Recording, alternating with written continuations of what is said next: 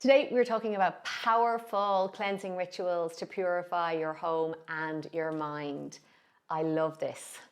So you may have heard about doing space clearings before, and it's just such a powerful practice that you can do over and over and over. So I have a fun story to get started, because this is a singing bowl, and if you didn't know this about me, way back before I became and started teaching feng shui, I actually did sound healing with Tibetan bowls. And I loved it because it's working with frequency and sound to shift the energy of a person and to get them into a real deep meditative state. It was a powerful healing tool. Now, I used to sell the bowls. Hear the sound? I used to sell the bowls as well. And a couple of years into my journey as the singing bowl girl in Ireland, I met one of the first people who bought a singing bowl off me. And he was like, "Hey, I got a bowl off you." And I said, "Yeah, I did. Yeah, that's right."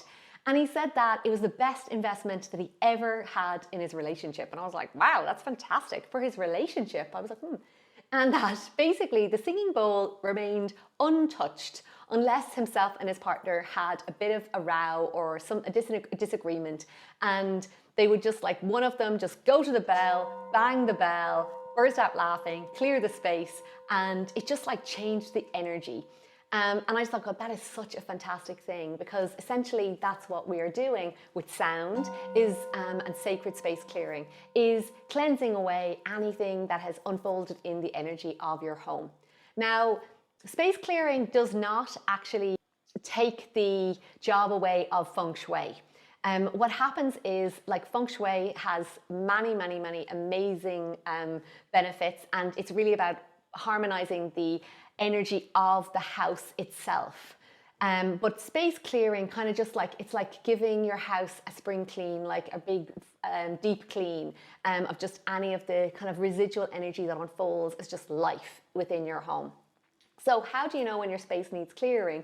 Well, if there's been a little bit of tension, if you feel like you need a bit of like a spring clean, if your home feels like a little bit sticky or like sticky or not kind of flowing, or if you just kind of want a little bit of a shift of energy, this is a lovely little boost for your home.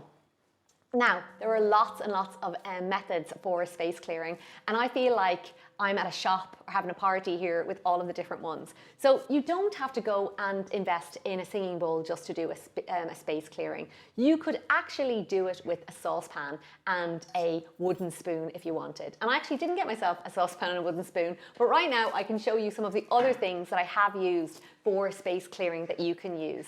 So we've got singing bowls, we have things that make noise, little bells.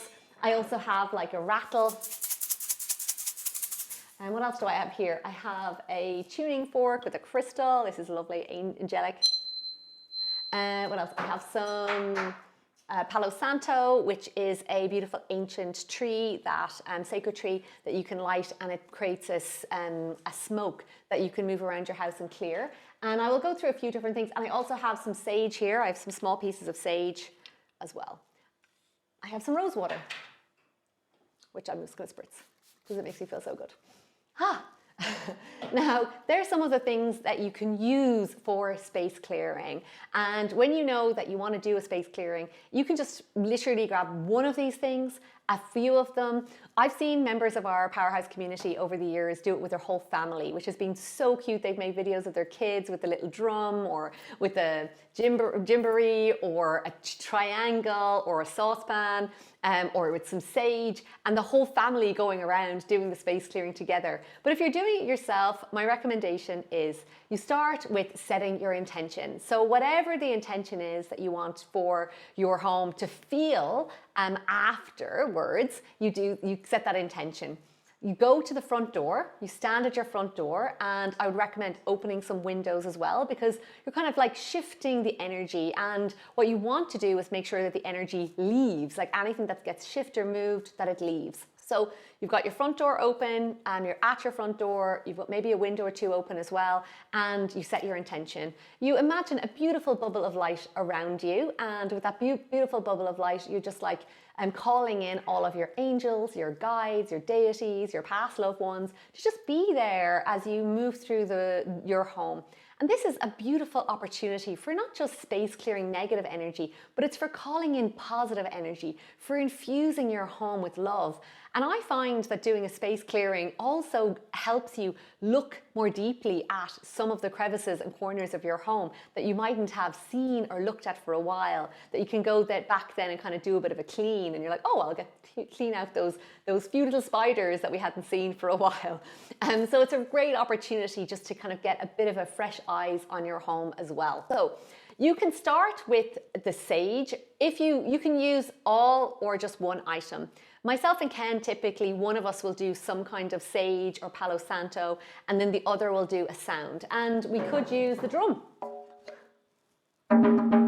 or we could use the bells, or whatever thing that kind of rings our at the time that we're like, okay, let's move around. And you go around your home clockwise. You go into each and every area and just like calling in beautiful energy. Oftentimes I recite a mantra, which I love. I love the Om Mani Padme Om, the peace mantra. And I think about how much I love my home, how grateful I am for our space, and just kind of sending that into the home. It's just a beautiful, beautiful practice.